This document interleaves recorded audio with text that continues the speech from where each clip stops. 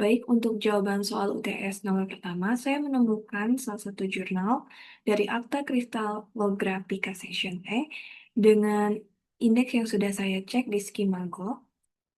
Yang pertama, salah satu gugus dari struktur sulfonamid berikut yaitu yang pertama adalah gugus sulfonamida yaitu SO2NH2. Dari gugus ini memiliki peran penting dalam membentuk interaksi antar molekul khususnya melalui ikatan hidrogen. Hal ini karena atom hidrogen pada gugus NH2 dapat bertindak sebagai donor, sedangkan atom oksigen pada gugus sulfonil yaitu SO2 bertindak sebagai akseptor. Interaksi ini telah dibuktikan dalam kutipan jurnal berikut. Lalu, yang kedua, saya menemukan Journal of Pharmaceutical Science dengan indeks Q2. Struktur yang kedua ada gugus aminah. Di gugus aminah ini, pada struktur ditunjukkan oleh atom nitrogen pada NH2. Pada NH2 atau NH, gugus ini bersifat polar karena memiliki pasangan elektron bebas dan dapat membentuk ikatan hidrogen. Hal ini sesuai sebagaimana dijelaskan dalam kutipan jurnal berikut ini.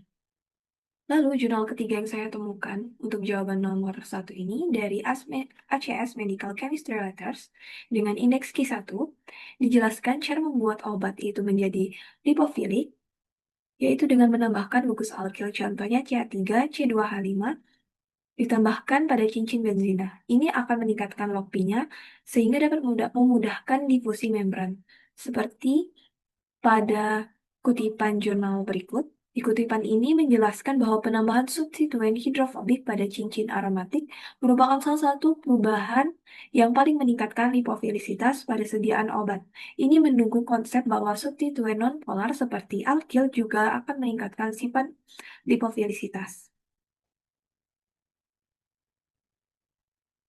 Lalu untuk soal nomor 2, saya menemukan jurnal dari Saudi Pharmaceutical Journal dengan indeks Q2.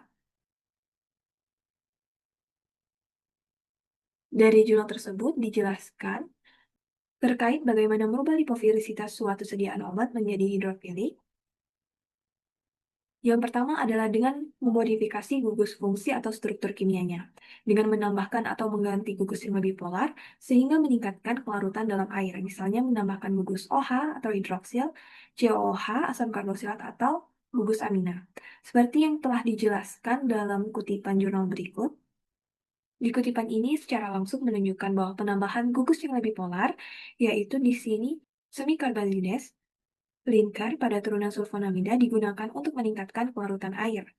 Semikarbazida memiliki atom N dan O yang meningkatkan kemampuan membentuk ikatan hidrogen, sehingga senyawa menjadi lebih hidrofilik. Ini mendukung jawaban sebelumnya tentang penambahan gugus polar seperti hidroksil maupun amina. Lalu, cara kedua dari jurnal Frontiers in Pharmacology dengan indeks Q1 yaitu dengan cara pembentukan garam.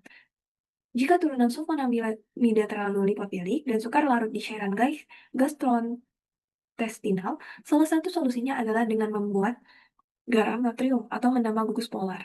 Dari kutipan jurnal di bawah ini, dijelaskan bahwa bentuk garam mempunyai kelarutan yang lebih tinggi dibandingkan bentuk murninya, sehingga peningkatan kelarutan akan meningkatkan disolusi absorpsi oral dan akhirnya dapat berpengaruh pada bioavailabilitas.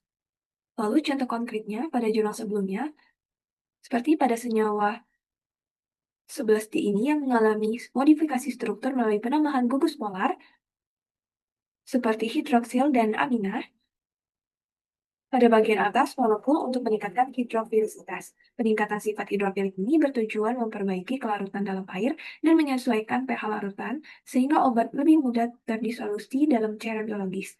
Dengan disolusi yang lebih baik, jumlah obat yang tersedia untuk berinteraksi dengan target enzim meningkat, yang pada akhirnya dapat meningkatkan efektivitas dan bioavailabilitas obat tersebut.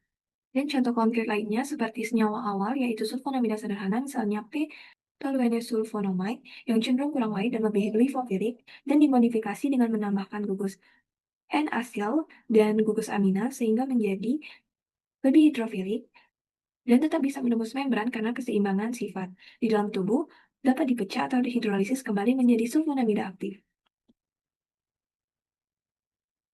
Lalu untuk soal ketiga, tiga hal sensitif pada sediaan injeksi terkait interaksi antara bahan dan eksipiannya. Yang pertama adalah oksidasi. Seperti yang dijelaskan dalam jurnal Pharmaceutics, dijelaskan bahwa oksidasi bahan aktif terjadi ketika eksipien seperti polisorbat 80 atau PLG mengandung impuritas berupa peroksida yang dapat memicu reaksi oksidasi pada obat.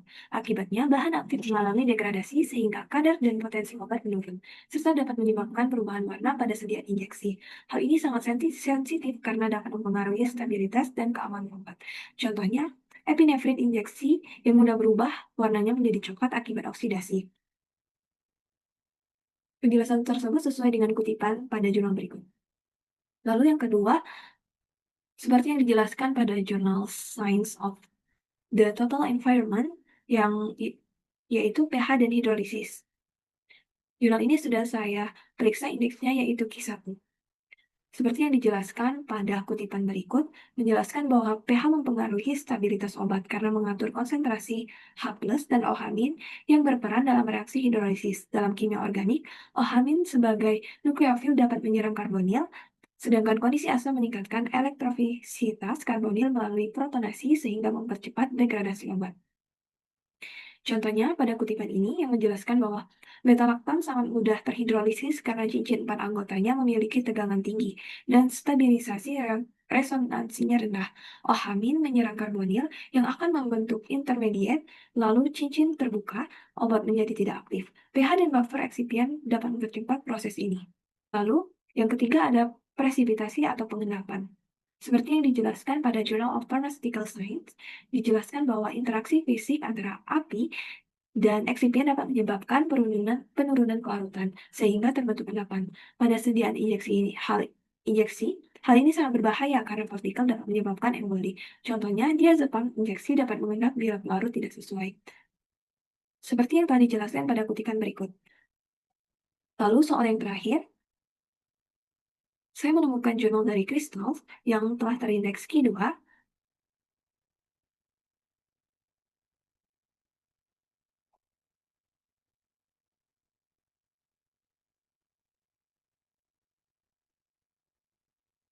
Salah satu contoh kasus dalam sediaan obat adalah interaksi ciprofloxacin tablet dengan susu yang mengandung ion kalsium yaitu Ca2+.